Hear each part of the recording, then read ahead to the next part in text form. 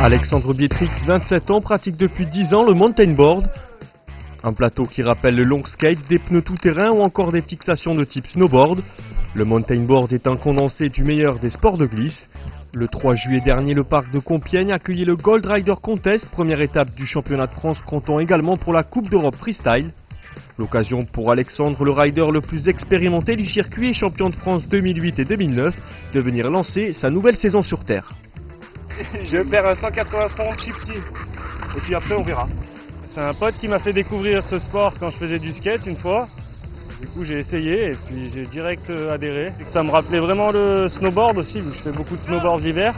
Pour les sauts et tout, le freestyle c'est vraiment pareil, il y a juste à s'habituer à l'engin sur les bosses et les réceptions que c'est différent.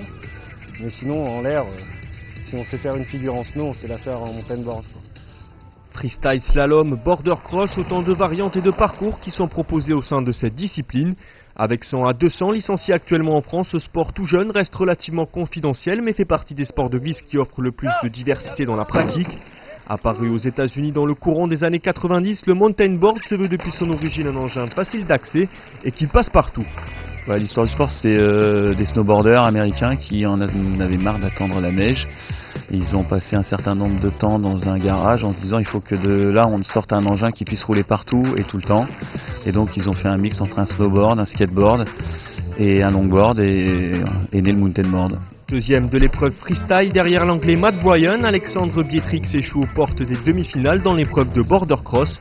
Cette épreuve spectaculaire où s'affrontent plusieurs riders de front sur un parcours n'a pas réussi au double champion de France. Victime d'une chute sans gravité, Alexandre est disqualifié mais n'en garde pas moins son sourire. En fait il était tombé, moi j'arrivais en roulant, j'ai pas eu le temps de l'éviter, du coup j'ai percuté sa roue et je suis tombé aussi. Éliminé, voilà. Bah ouais, c'est pas grave, hein, ma foi. On prendra la revanche la prochaine fois.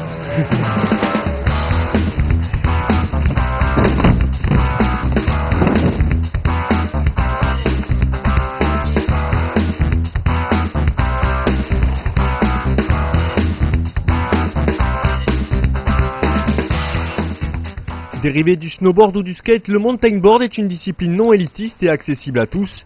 Une après-midi suffit pour appréhender la planche, apprendre à tourner et savoir freiner.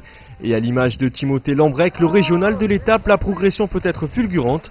Issu du monde du skate, Timothée, 18 ans, a acheté sa première planche de mountain board il y a à peine un an et rivalise déjà avec les riders les plus expérimentés comme Alexandre Bietrix. À la recherche de nouvelles sensations, cet accro de la glisse a su trouver son bonheur à travers cette discipline.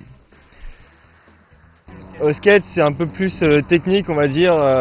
Il n'y a pas toujours la planche sous les pieds, alors que là, on est obligé de l'avoir sous les pieds, on ne peut pas l'enlever. Donc ça va être des gros sauts, de la vitesse, beaucoup de vitesse, même en descente. Je ne savais pas si j'aimais vraiment ça et je suis allé en forêt, j'ai découvert ça et j'ai vraiment apprécié. Donc c'est vraiment pas pareil. Là, rien que le fait de faire des backflips, j'ai toujours été passionné par les rotations, les têtes en bas, front flip ou backflip. Et en skate, c'était pas vraiment possible. Donc je me suis mis au mountain board et voilà, j'ai découvert un peu.